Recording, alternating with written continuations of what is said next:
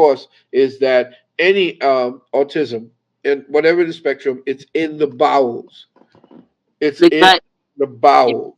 It Yep. is not in the brain, because that's the incidental. The poisons have located themselves within the lining, into the lumen of the stomach, and inside of the intestines. So that's where you have to address that particular area. That area is very important when it comes to that. And we've seen people who are on the spectrum who are dealing with Juice Plus. We can't say anything about healing. We can't talk Right. about healing, but we've seen remarkable changes in children's attention span who are on the spectrum. Okay. Okay, you have to double and triple up on it. I'm not saying that as a sales pitch or anything like that. We've seen what the work has done. So we're telling you what we know works. Good. Okay. Thank you. Hey, I, thanks for the call, Sending I Infinite. appreciate you. All Yes. right, peace, Take peace. care. Yeah, I'm glad you was able to help that sister, Doc. She's a regular. She calls up, real big supporter. So Great. definitely we're gonna take a what one we're gonna do one more. One more. Yeah, we're gonna do one more, then we're gonna get out of here. Let's uh let's get the Prince. Prince, what's happening? Ah, Cool, excellent. Hey, how you guys doing? All good. right. How are you? Wonderful. I'm doing wonderful. All right. So basically, I have three incidents, and it all has to do with basically gold, basically, but it all has to do with the same thing, basically. Okay. So all three of these incidents all happened at night. Um, the first time it basically happened was I was basically just at my windowsill by myself, and I felt like something just whispered to me, but it wasn't words, just something spoke to me. It made me want to just sit straight up with my back straight up like this, and then a golden light came up my spine up to here, right? And then I saw three golden wheels happen Ah, right there, okay. right? So as I saw that, I saw another image. Is basically like imagine a shovel. One end is the handle, and on the other hand, at the other end, the where you pick up the dirt at. Imagine a hand is on that end of the shovel, right? So then another incident happened to where I'm a singer. I do music as well. So I'm basically at my windowsill again. Again, this happened during a full moon. I was basically, you have your inner voice. You sing to yourself. You're practicing a song, whatever. I'm practicing an original song to myself, and then I basically saw this like golden castle, and then a snake crawling up the golden castle to the top of it. So that incident happened too. And then I had a dream where basically I saw this gigantic, in Power Rangers, they have those Megazords. All right, so imagine a gigantic Megazord, but it's complete, and you're in complete darkness or the space, but it's all gold, shining bright in like space or whatever. Have you do you listen to music as well? Yeah, my whole family does music. Yeah. Okay. Um, there are certain songs that trigger Kundalini energy. Okay. And when you listen to them, they have a tendency to either excite and ignite, or to sedate. So I would start with certain songs by Mozart. And I'm telling you, as a musician myself, once being a musician and singer myself, there are certain tones and octaves that trigger that snake that you were talking about. It's called the Nibanika fire, which is the so-called Kundalini energy. That energy, essentially, especially in a young man, is sexual energy turned to creative energy. And when you see gold, that gold essentially is a destination. Gold, when you're dealing with gold, you're dealing with destinations, because that's the epitome. That's the pinnacle. That's light, and it's very masculine. So there are certain things that you need to do that's physical.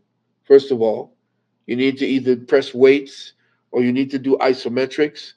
You need to do something physically, concentrating on yourself, your physical, because that spiritual part of you is more active than the physical, and the physical is going to need to be strong in order to get what you're getting. And you need to be definitely writing down what it is this is happening. You have to get yourself a book or some kind of ledger, and every time you have one of those epitome moment or epiphany moments, write down what you felt, and that becomes the music that your spirit and your soul is trying to teach you from within. Okay, Mhm. because it comes out as a puzzle, and what you're looking at is a puzzle, and the spirit is trying to speak to you in the form of symbols, and you're supposed to articulate it in the form of words so that you can have that connection between you and your soul, you and your spirit. That's the part of you. That's the ancestor genetics speaking to you. Very few people have that particular ability to speak to Gotcha. their ancestors directly from their genetics. You're getting it in the form of symbols. If you're getting it in the form of symbols, write down what those symbols mean, and you become more and more. And you wouldn't have to write after a while.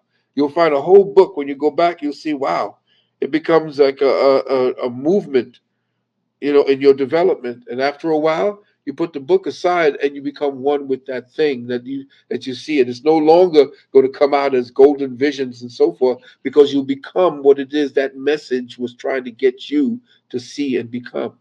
You see what I mean? So not observe it, but become the message, not just Become observe the the message. message and the observer, because what it is your observer is just looking at a puzzle that's displaced at this time. Okay, and the observer is trying to become the nexus through which to filter that message to you. And your message, your observer is good because it's picking up all the little hints that's coming at you. But write down those hints, because you can't actually cement that into the meaning that it's trying to give you from within until you can intellectually articulate it and decipher it after you've gone back over it. Gotcha. You see what I mean? Thank, Yes, I thank, understand. thanks for the question, Prince. Thank you very much. All right, See ya. You're peace, welcome, Bill. peace. Take care. Yeah, somebody said he is a great channel. I think you're referring to Dr. Valentine. Yeah, Doc, when you answer questions from the people, I don't get to see that side of you. You're real good at channeling. Like you're able to read them and channel information on the spot like that. I didn't know you was that good of a channeler, Doc. Well, That's I do that. I do that. impressive. Well, I do that when I'm talking to my clients. When the people talk Mm, to me and they have certain diseases, and mm, they tell me that they have this and that, and I tell them, Mama Azula told me that I can listen to a person's voice and know exactly what it is that their spirit is saying. And so mm. from that time, I began to hone and listen to the resonance of people's voices and hear what they have to say. And when they say it, something just comes to me and I tell them exactly what it is that's necessary. And it fascinates even to this day, it fascinates my wife that when we're on the end talking and initiating conversation to help heal a person, I Yeah. start breaking their whole life down, and the person Wow. will say, oh my God, So It it's all right. that's rare because usually somebody's like you're a top-notch researcher, and usually the top-notch researchers they don't get into the channeling too much, but you're like good at both of them. That's a good combo right there to have, brother. Well, I took that was the first thing I did when I began studying metaphysics. I began to stop the physics and Yeah. deal more with the meta. Uh, deep, deep, deep, brother. Wow. Well, what a show tonight. I think that's it for today, family. Doc, any what else do you want to tell the people? Anything you want to? Well, Yeah. yeah, nothing more than if they're interested in joining our university. If you've actually taken the first class, the initiate level, I am starting this next weekend, coming up on next Saturday. We'll begin part two, or the ascension level of the metaphysical psychology. And so, if you're interested in that, just go up to again www.uksnow.org and browse. And if you want to, you could put into your email into the contact link. But if you want to register, just click where it says register at the bottom, that is, and just sign up, and then you'll be in contact with our administrative assistant. On top of that, I'm also promoting my new website, which will be coming up soon. I'd like to do a little something with you on that when the time comes. It's called Webinar Archive, which is going to have all archived all of my webinars and some of the ones that I might do in private to actually add to the inventory. And that's going to come up, Webinar Archive. And of course, my wife's book and my book, Wounded Womb.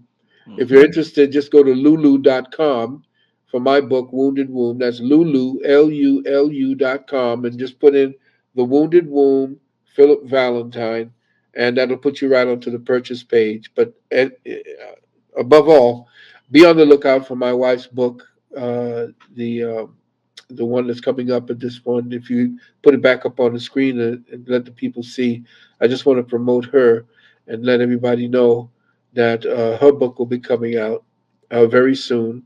And New Life from Near Death, How to Prepare Your Life and Health for the Unexpected.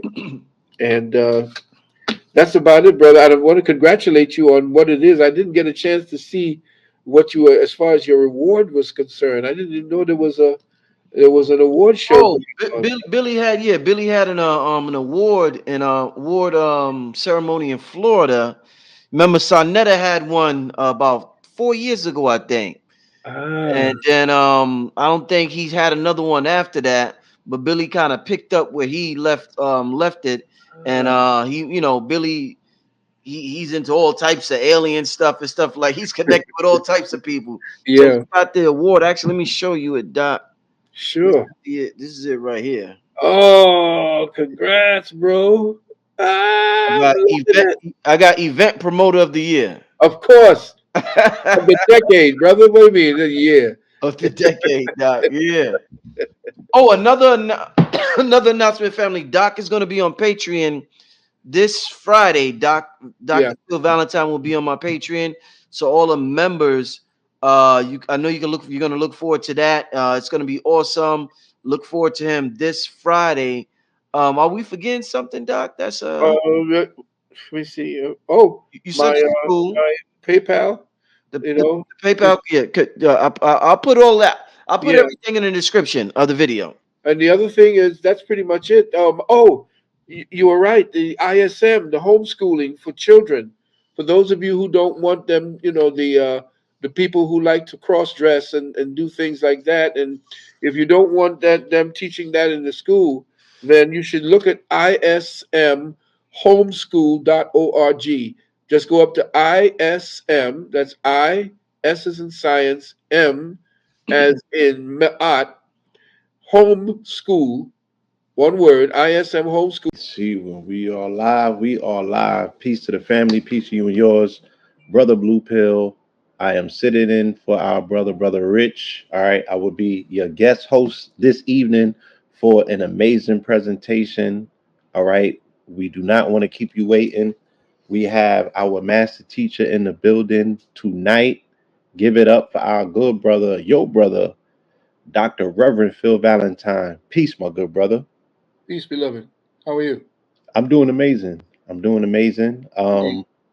This feels like a throwback to the one-on-ones that we used to do, Oh, man, I miss those. right? Yeah, shout out to Eye Opener Production. Shout out to our good brothers, um, Shabazz, our brothers Black Dot, Hmm. Christ, and everybody who was instrumental in that particular demonstration. This evening, we find you with a poignant message for the family. Do you want to elaborate? Well, yeah, I am going to be holding a very uh, in depth webinar around what I have come to know after research to be the mother of all conspiracy theories. Whew. And it's around this particular conspiracy, so to speak, that's no longer a theory, it's a theorem. And Yes. because of the what I call the heliocentric myth, every other conspiracy has been built around it. And once we understand that the people that they call, the people with the aluminum foil hats, the Yeah. conspiracy theorists, the Yeah. flat earthers, and They call the them people who tinfoil they hatters. ridicule, Yes. they ridicule.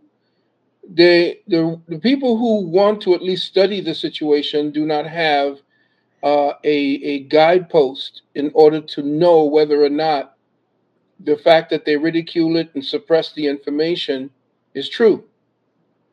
Now, I was once the same because I refused a invitation to investigate this particular phenomenon back in the late 80s going into the 90s. And Yes. because I was not sophisticated enough to understand what was going on, the book that was given to me by a good brother, Gene Anderson, he used to be the one of the workers over at Weiser's bookstore. And he handed me a book called Worlds Beyond the Poles. And I went into it, but again, because it was written a certain way, it just did not jive. You know, there's certain books you're not ready for. You're not ready for it, right? Yeah, you know, you read, and I've read copious amounts of books. This Yes. one just didn't fit my narrative at the time, so I continued in my own illusion of what was going on until such time as, you know, they say, and a child shall lead them. A young lady essentially shouted into the phone from the background, Dr. Valentine, you know, the earth is flat. And it, I said, okay, where did I hear that before? And Right. it was from that point, she said, "You have to, yeah, you should know, you should, you know, blah blah blah." And I said, "Okay, I'll check it out." So about a week, 2 weeks later, I went back to the book that I had in my library, Yes. dusted it off, and I started reading through it, and the comprehension started coming through. Right. You And were the ready beauty, now. yeah, and the beauty of it was that when I read it for the time that I did, because my brain cells had matured a little bit more, I found out that it was the Vatican, the cardinal, who actually read this particular thesis by Amati, this Italian dude. When he read it, he got verified by this cardinal at the Vatican that everything he said was true. Hmm. But then when you go back into the history and you see Pope, I think it was Pope Paul VII, who actually made an encyclical that stated that we will now have all books state that the world is a globe after Copernicus. Right. And so, yeah, We do know from history with Galileo and Copernicus and other individuals that the church once had a final say and a heavy sway on the dictates to determine whether, the planet rotated around the sun, or, it was earth centric, it was heliocentric at one point. At one point, I believe it was geocentric. geocentric. Yeah, So there's different perspectives, and they're always being dictated from what is considered to be the global authority on consciousness, if you will, which would be the Vatican, who sits as a vicegerent or a placeholder as the Godhead on this planet for divine intelligence, if you will. I mean, that's one hell of a lofty title to hold, but it's never explained even to their own congregants why there's an observatory at the Vatican, why their observatory is called Lucifer.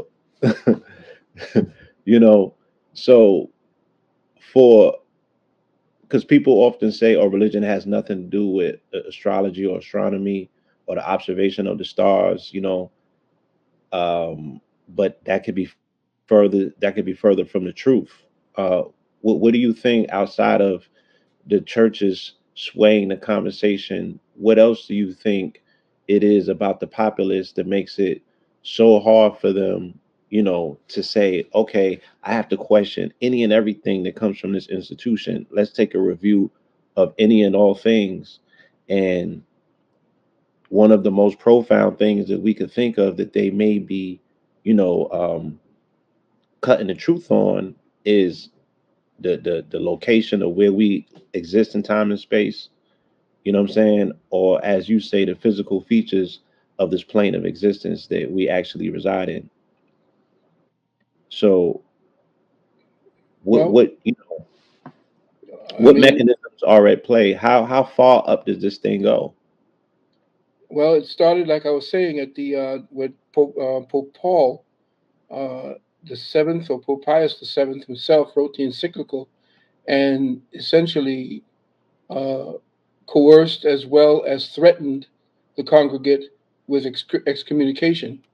That if they did not follow through with saying that the earth was a globe and erase 10,000 years of knowledge, that they would be excommunicated from the church. And excommunication was almost a death sentence for people who were really into the Catholic Church at that time. Yes. So, what happened was the Vatican at that time was the censor and the editor of all books having to do with history and science throughout the Western civilization.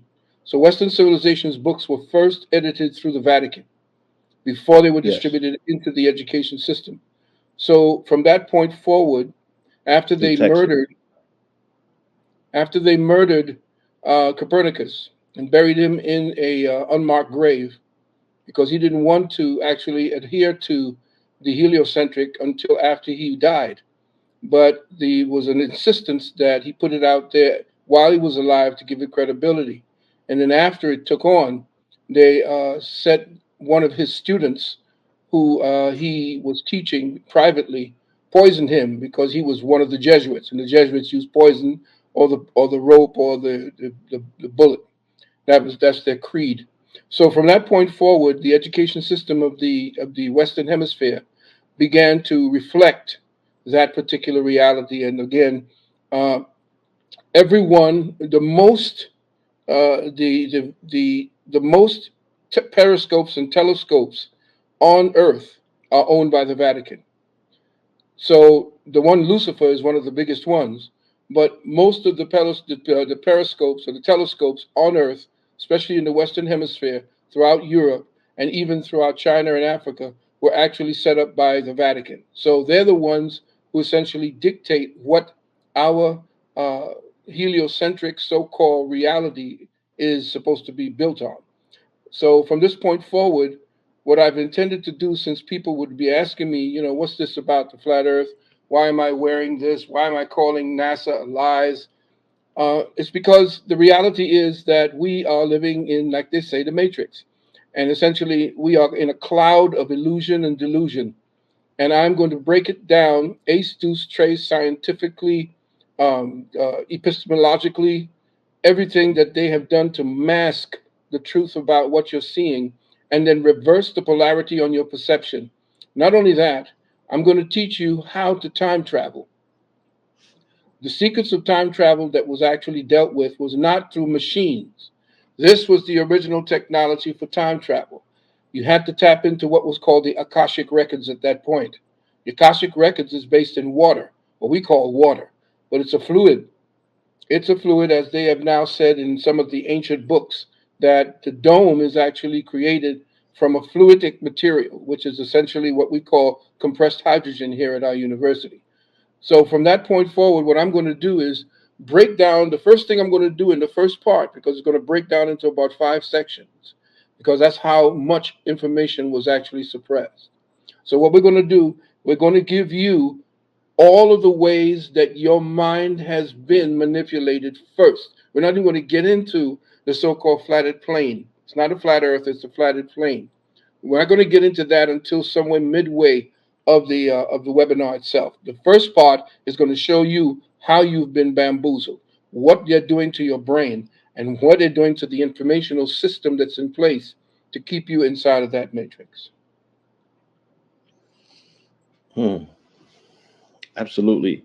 Um, I have I have followed your work down many roads. Um, I'm thinking about the days of 2000 and 2001. When I was coming to class, and I was the only one under the age of 40, and I heard your message, and your message was that this information was way too important, to not be, one, acted on, or to two, to die in a room of people that not gonna make use of it. And Indeed. we sprung into action, and 20 plus years later, we're here, on a planet that seems to have been if not inundated, definitely introduced to some angle or aspect of the conversations that we were having, in small rooms, you know what I'm saying, throughout the Eastern Seaboard. Hmm. Um, and because of that, our ability to be patient with the information. There was many things that was introduced to me in 2000 I wasn't necessarily ready for because I didn't have the life experience, right? I didn't necessarily have the backboard to bounce everything off of. But then you have the teachers, you have the master teachers, and we have a tendency to you know give our master teachers the benefit of the doubt because we're like, I don't quite yet know, you know what I mean? But I'm gonna trust the big homie because I trust the big homie. And you have shown exceptional leadership in that respects because everything that you share with us has come into full fruition. And like you said, these were once things that were considered to be quote unquote conspiracy, and now we can sit here and go through many of Valentine's prophecies, if you will, right? Things that you called a long time ago. Take today, for instance. Today is the beginning of Pride Month, and you at length kind of exposed this agenda at least 15 years ago, right? When it was unpopular because you were being very specific and very graphic, very detailed, and you were jumping inside of people's living rooms, right? And shaking up family structures because you were calling forth parents to be attentive to the things that were taking place. I saw a commercial the other day, and it was Beyonce on tour, and she was projecting a message on stage, and it was saying that it was talking about mind control, right? And it was saying that media, he who controls the media controls the mind, and we know where these ethos and these themes come from.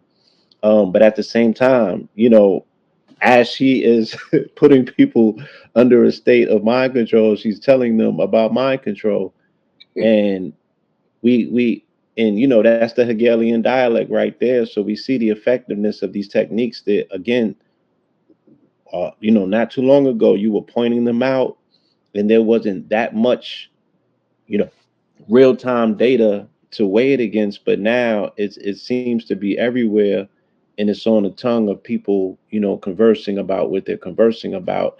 In the state of Florida that you are in, there seems to be a political uproar pushing back against this level of programming. Can you speak on that? Where this conversation has taken itself, the political climate around it, the fact that it's now a global conversation, and what are the ramifications moving forward as we as a people are attempting, to position ourselves for a continuity of our bloodline, of our species. Is the species on the ropes? Is there more of a sinister underlying agenda at play to knock us really out the box? Yes, you hit it right on the head. There has been a plan in place for the last 100 years, first of all, to essentially destroy the United States from within. Back in the day, say in the late 80s, going into the 90s, especially during the 90s, when Oprah ascended the throne, so to speak, of feminism, um, Hmm. I was the countermeasure. I became the countermeasure to that and was attacked a lot by our sisters and some men, not realizing that in my book, The Wounded Womb, I began to put down all of what I foresaw the empowerment of women. Not I don't call it empowerment. I call what's happening to women today is the weaponization of women. And Yes. when you give certain powers to a woman without any responsibility for the not the best parts of them, but the worst parts of them, what then there's an underlying current of control. There are puppet masters that are essentially using what would be the worst of what women really represent when given power. And that then began to undermine the authority, the primary authority of the man, which was essentially a tactical strategy that Sun Tzu spoke about when you wanted to destroy a more powerful enemy. When you want to destroy a more powerful enemy, you attack the men. But if the men are powerful, you can't take your army to them. You have to beat them before you even field your army. So how do you do Hmm. that? Well, you weaponize the system that they presently are under by infiltrating that system. And what you do is essentially get into the places of political power, which they did, and begin to weaponize using women. Because remember, it was Rockefeller who funded the feminist movement. It was Rockefeller Hmm. himself who did it. He's the one who actually backed Ms. Magazine. And the proponents of that would be, what's her name, Steinem, Audre Right. Lorde, and the rest of them. And what they did was they gave the mistrust. They began to weaponize mistrust in women, and they needed someone to cross the color line in order for that particular message that white women had with their men. They had to make sure that they engendered that same conversation in black women against their men. So what happened Right. is during the time that I was, researching this and putting the book "The Wounded Womb" together, uh, it began to dawn on me that the weaponization of women to offset, which is essentially the secondary authority, to subsume the first or the primary authority, was part of the strategy and giving them political power so that emotions actually was what would then uh, predicate all decisions made. So what you looked at right then, if you saw me, because I was really castigated for this, I said that once you empower feminism, you're going to empower homosexuality. And right after that, when the women began to get powerful in Congress, they began to push legislation for homosexual powers or to bring it to the surface and weaponize that. So the two of them together began to weaponize all of what was the worst parts. Then the economy, because men were actually losing their jobs, since those who essentially ran the infrastructure of commerce began to ship their manufacturing overseas, and then Hmm. took the middle class out of the equation, especially men. Yes. When they did that, the men began to now be powerless because they couldn't take care of their families. And then we began to see a lot of single parents, women who are having children without wedding. Everything was destroyed. Now you're seeing it Yeah. happen today in Congress. You're watching watching the schools be infiltrated by the very thing that I was telling everybody would happen. The schools, and they would go after your children. I even said they would go after your children. I said that 20 years ago. That's the next step. I said right Yeah. after they give homosexual agenda a power base, you're going to watch the pedophiles. And sure enough, right after that, then Yes. they You. began to say they began to restructure These. psychology and the psychiatry and say that it's no longer pedophilia is a mental disease, it's a preference. So Let those me who are speak on your controlling it, yeah, behalf, sexual beloved. preference. Please. Because when you were attempting to have these conversations with the community, once again, I was in the rooms that people walked out of because they said it was uncomfortable. They said it was too graphic. You were speaking about pedophilia before it was mainstream news. This was pre Epstein, before it was on the tongues and the lips of the general populace.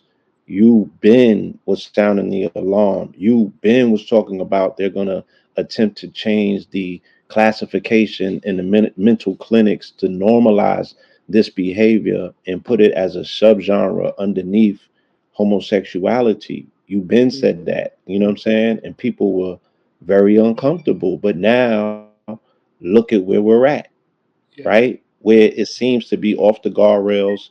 Nobody can explain why they can't press up or put a stop to this legislation. Once again, it seems to be contradictory because people still believe that this is a Christian country. You feel me? And I asked a question, or a question was asked to me yesterday, and I made a comment, and it was like, well, the question that was never asked of us in the conscious community are what are our politics? Hmm. You know, does consciousness teeter more on the lines of conservatism, or does it teeter more on the lines of liberalism? Or is that where the branch breaks and you get woke versus consciousness? Because consciousness seems to teeter more on conservatism because we are still adherents to upholding, building black family structures in order to rebuild There a you go. nation. There you go. Those We've things always are, been conservative. We've yeah, always been yeah, conservative. that's We were always inexcusable. You Republican. can't throw that out. Yeah, we were first Republicans before we turned into Democrats, and that was your boy. What's his name? President Johnson. After they killed Johnson, Kennedy, right? it was President Johnson who signed in the Yeah, the Civil Great Rights Act. And he Society. said, yeah, Yeah, and he said that as he wrote that, he said, "I'll have these NIGGAs voting Democrats for the Democrat, next right, 200 years." right. That's when the Dixiecrats slipped in, and he Hmm. brought the Great Society. KKK. Yeah, Was the their KKK. socialist program of, yeah, of that time, and that's where, welfare. That's where Head Start comes from. That's where the WIC program comes from. That's where That's when the Medicaid abortion comes from. clinics came up. The Yeah, abortion that's clinics where the came up in abortion, the same way. right? Family planning. So yeah, and then all of this coming out of the 1964 report from Patrick Moynihan called the Negro Family, the PDF, that was profound and precedent in terms of them saying this is when the Democrats wiped their hands. And they Hmm. said, look, these people are incapable of upward mobility. They said they don't even control the dope. They don't even control their own underworld.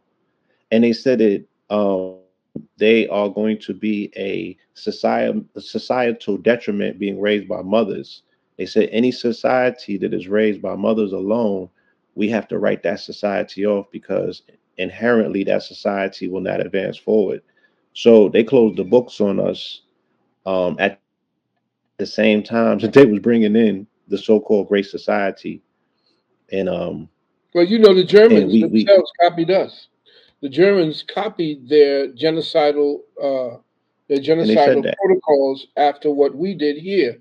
And you got to remember too, it was Bill Hmm. Gates' father that ran family planning after it was established. So Hmm. everything that you're looking at right now, they were all what do you call eugenicists. And this All you guy Genesis, that's running the WEF today, Klaus Schwab, his father yeah.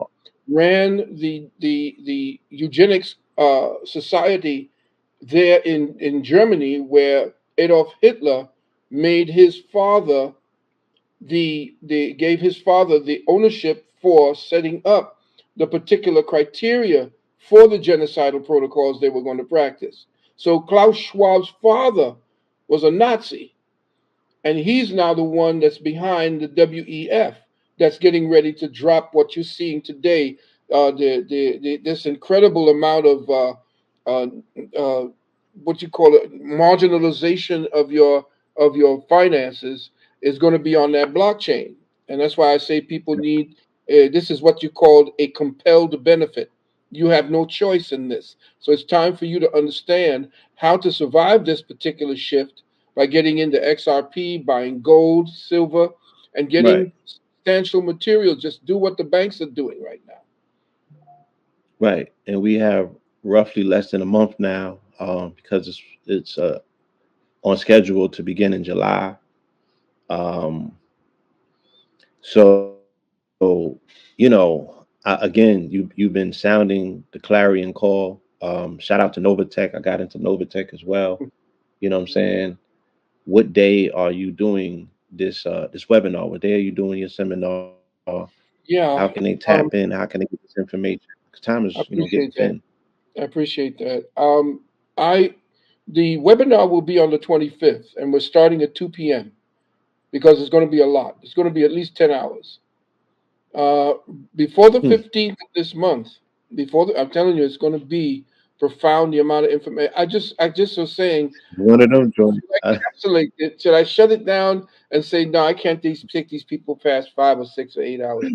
No, there's too much for me to give to you in this particular webinar right now because so much has been suppressed. And I can't trust that I'll be here after this and what is going to happen after July.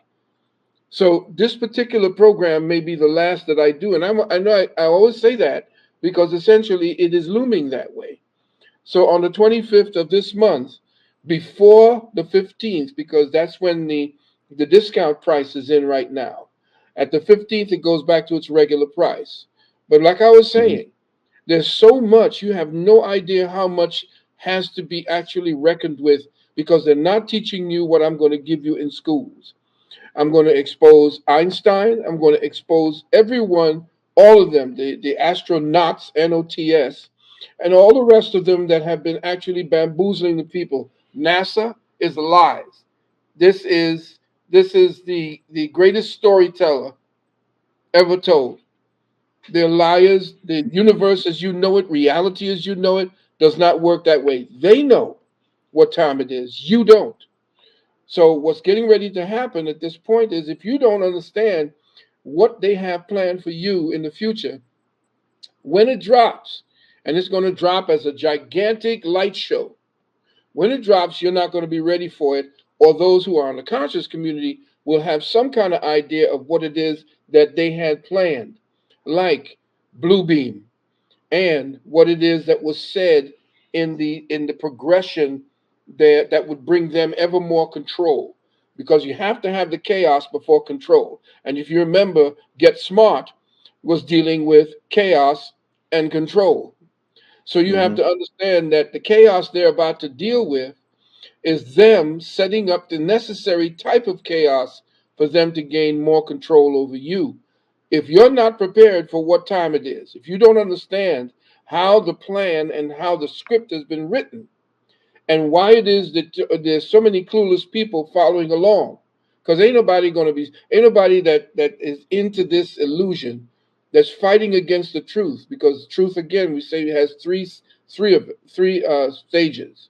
It's ridiculed, persecuted, and then accepted as a matter of fact reality.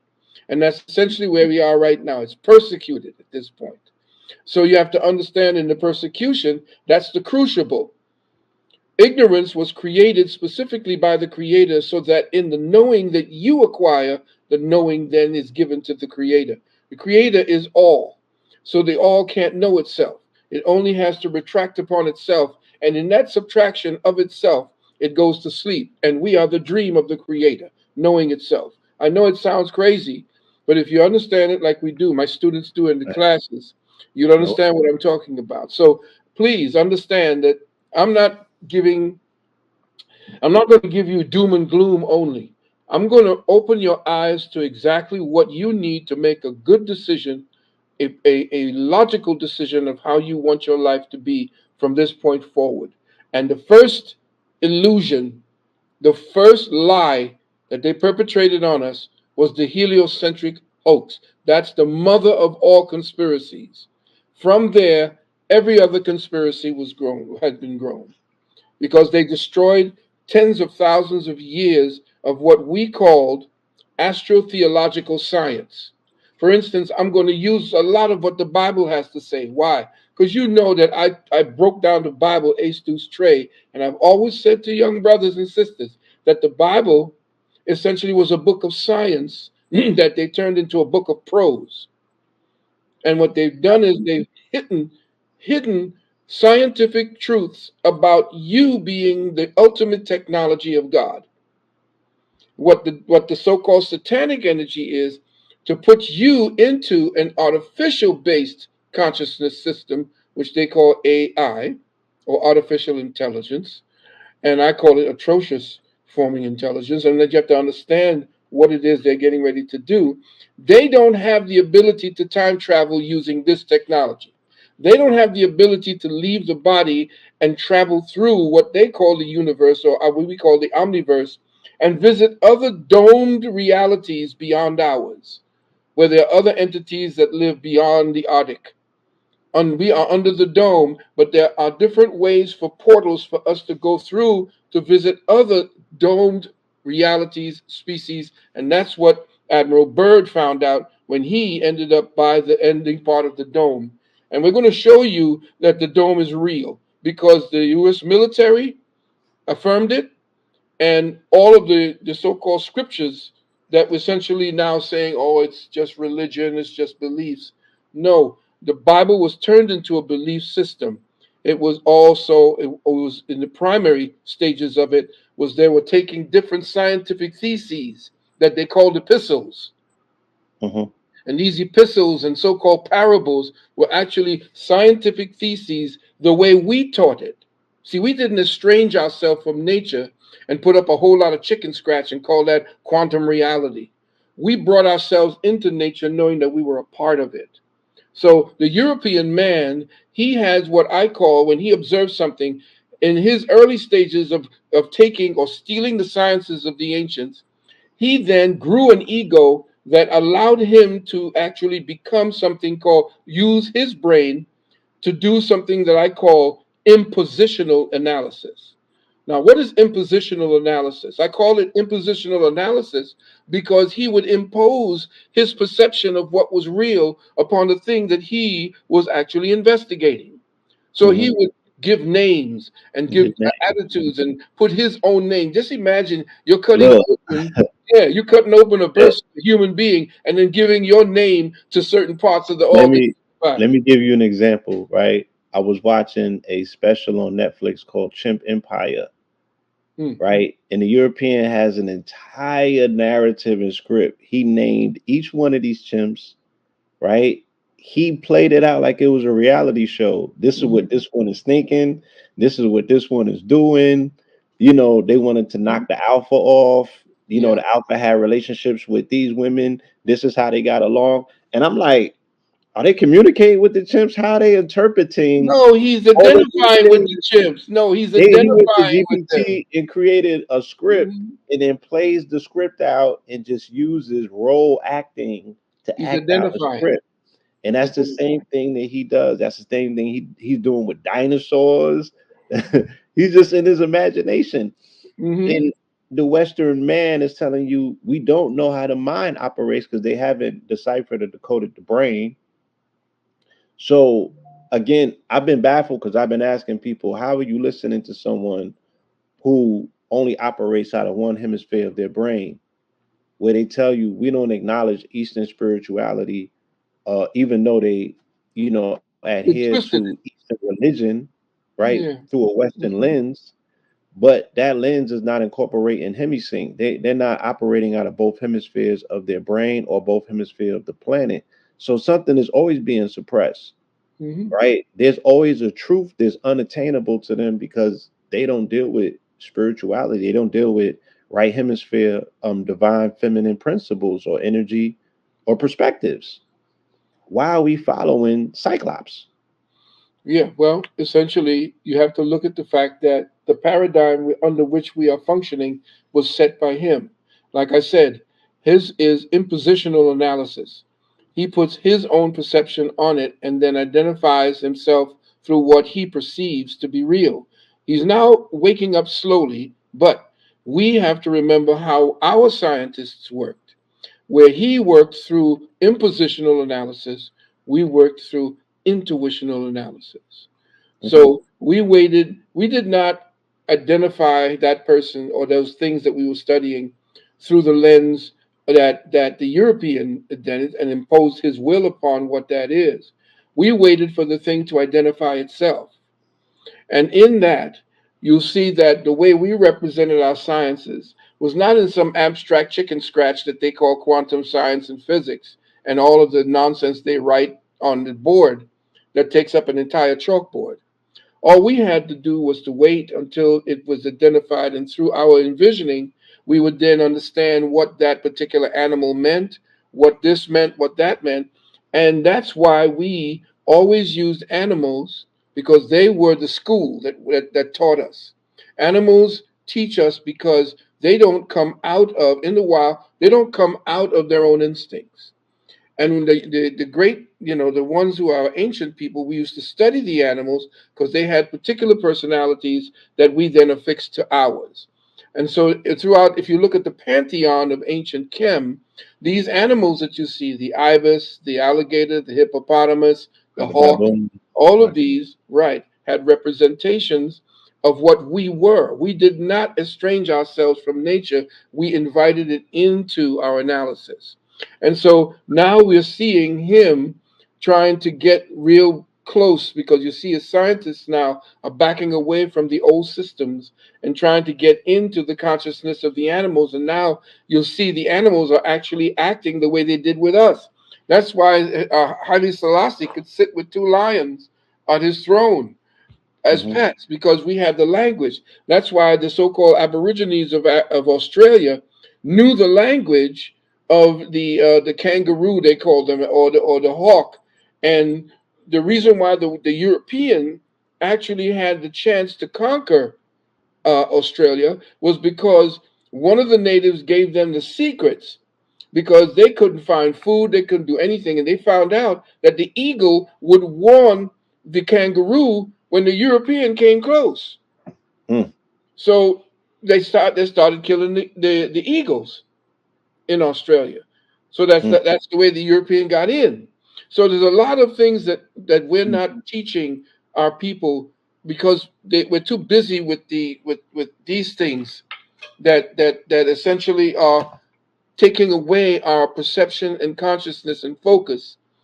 And instead of dealing with the original technology that the ancients have taught us, especially as it lives today in the Dravidian cultures, we don't have an empathetic connection to humans. We don't have an empathetic connection to life itself. the And matrix. so when I begin to speak about in the webinar about how indoctrinated we are, we have to first diffuse whatever that light is that they dimmed inside of us. We have to take out the blinding light of ignorance that had indoctrinated into us. And we have to study how deep the indoctrination goes in the first part of my lecture. And then we're going to get into the meat of the matter. There's a lot of reading that I'm going to put in. There's a lot of webinars, videos that I found on the web, that I'm going to introduce as part of the lesson plan, so that it's going to be something. I mean, I'm going to say to you, if the audience, when if you do come, and I do suggest that you do, um, please make sure that you could take snapshots. I don't like anybody, taking my work and using it, to pay their rent with and so forth. Please don't do that. It takes me months. It took me 4 months to put this particular program together for you. All right. So I'm just here to guide the way. So what I would like you to do, there are certain snapshots you could take of your screen, so that you can have for your own personal records, to teach your children, to have to discuss and so forth. I've put a lot of effort into this particular lecture, and you're going to see it. And prepare also. Don't eat too heavy. Take your juice plus. Drink a lot of water, because you're going to be at that screen and you're going to be paying attention for at least, I would say, 8 to 11 hours. mm. Another one of those classic 11-hour Dr. Valentine lectures. The family, they act like they missed out. Look, you can make up for it, y'all. You know what I'm saying? Tap into this 11-hour demonstration. We are more than certain that the Bible will definitely be laying it out. Ironically, yesterday there was a major announcement by NASA about their the research that they have been doing into UFOs, or unidentified aerial phenomena, UAPs. And not surprisingly, they came out and said, well, we observed some out of the 144 cases that have been reported, and majority of them can be explained and some of them can't, but we still have inconclusive um, ideas about what exactly is going on. So their report was no report. Um, Yeah. it seems like a super duper major distraction and a cover up. And once again, because of my teaching, my training, my observation, and my initiations, I don't believe anything that they say. Can you give us a little background information in regards to the beginning of Nassau? What were Nassau's origins and its beginnings? Where did it come from? It started with the Nazi von Braun Hmm. and Operation Paperclip. That was Yes. actually the setup by the British and the Americans. They wanted the science that they had. In fact, the atomic bomb was actually being built by the Germans before the Americans got hold of it. Right. And so what they did was they attacked. There was a lot of subversive and covert operations that were going on during World War II, Hmm. and they got in contact with them and told the Nazis, especially the scientists, that it was inevitable that they were going to lose. What happened was the bankers pulled out of financing the Nazis. And so what happened is the Nazis were running out of the money. You remember that Hitler Schicklgruber was actually a Rothschild, and the upper echelon of the Nazis were actually family and kin of the international bankers who actually set up the Federal Reserve System. Hmm. So it was pretty much a nepotistic thing with these Nazis in war and so forth. And you got Right. to remember too, the Germans, the Queen of England is a German.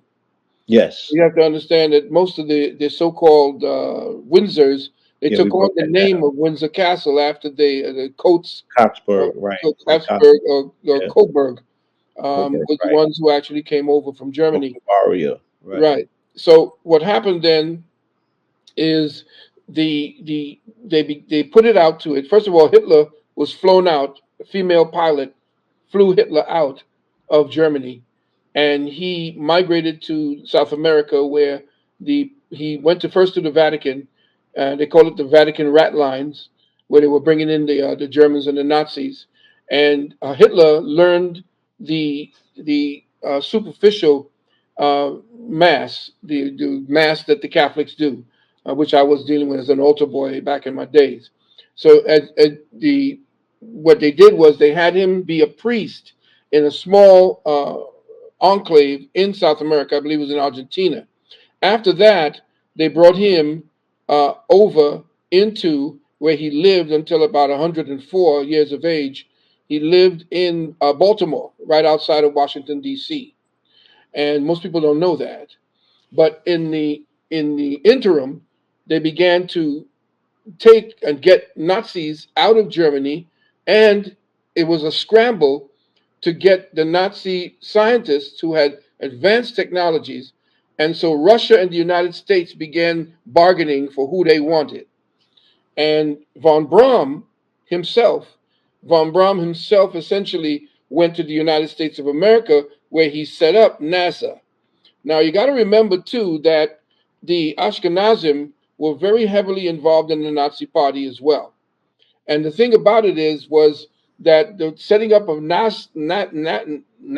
you call it, NASA or NASA was actually Nasi, or it was taken from the so-called ancient Hebrew or the so-called what do you call it, the Hebrew alphabet again, the gematria. It was taken Yeah. from the gematria and it meant illusion. Okay, so NASA was set up essentially based on to bring von Braun, who was the king of the rocket science at that time, to bring him and his entourage of over what it must have been about 113, which essentially came over in the rat lines and set up the Nazis. In fact, one of your presidents of the United States, um, George Scherf, was the Hitler Youth, and he was the one who essentially was sent over to monitor Tesla's work. In fact, Tesla was the one who gave him a nickname. And you ever see that cartoon with the little monkey? I forgot the name of the little monkey. And Curious George. Curious George. That's Yeah. Curious George was George So Sher. you talking about George Bush with George George Sher. Bush. Yeah, So George Sher. Yeah. you And explain, so you know, he what happened was when since he was working with Tesla, the word is that there was a guard, a one of the personal guards of Hitler. His name was Stempfler, not Stempfler. Stempfler was the one who wrote Mein Kampf. Stempfler was the he was the Jesuit priest who wrote Mein Kampf for Hitler. And so what happened, if you're looking at the situation where they began to create NASA and to infiltrate through the CIA, CIA again was set up with by the Vatican. And so you have to understand that everything that you're looking at today was actually a mending and a blending of the Nazis who essentially came right. over here and set up with George Scherf. You notice that George Scherf became the head of the CIA. Right, You right. see, it's all connected Because together. I was gonna speak about Prescott Bush, and then I was gonna speak about OSS Yeah. being precursor to Mhm. CIA, and Yeah. how all of this always ties in. The dope always seems to find itself tied in somehow, because that, of course, is the black. That's the funding, right? So that's the black ops. Prescott Bush was running opium Hmm. during the when the British had the opium running out of China, as you explained, and we've done the research and corroborated all of this information. That's where the skull and bones comes from. Hmm. All of that Yale money, and then his son, who later on becomes George Bush, becomes the head of the CIA. You Hmm. know what I mean? Then, ironically enough, they start dabbling in the coke. You know what I'm saying? And then they show you, we could even go further back to the French Connection, when the Americans made the deal with Lucky Luciano in the 40s, right? For the troops to go up through the back of North Italy. And then they had to make the deal with Lucky Luciano, because Lucky Luciano had to tie to the mobsters in Italy. They He ran the made ports. yeah, he made that possible. And then they turned over the dope trade to him through the French Connection and said, we're going to turn our backs. They showed that in Godfather of Harlem, when they brought over the 100 keys of dope, Hmm. and then our people been on a doozy ever since. Yeah. You know what I'm Yeah. saying? Hmm. So the CIA has always been involved in these rat line operations, these black op operations. You know what I'm saying? To create a whole third economy. That runs up in the trillions. So the dope always has funded their clandestine operations, specifically their ones dealing with what we might consider to be Nassau, and then you know to to to tap into it. I don't know if you're familiar with Stephen Greer, and where Hmm. he speaks about the black ops, Yeah. and how this information goes to the highest levels that even presidents are not even briefed. I know. You know what I'm saying? Yeah, I That wanted to bring back to the UFO situation to understand how that works, because we got to tie that into Bluebeam. yeah, And this is yeah. yeah, you have to tie that into Bluebeam to understand how the Vatican is working that particular line, so that they can get the people who are connected and hypnotized by religion to believe that the second coming is a reality.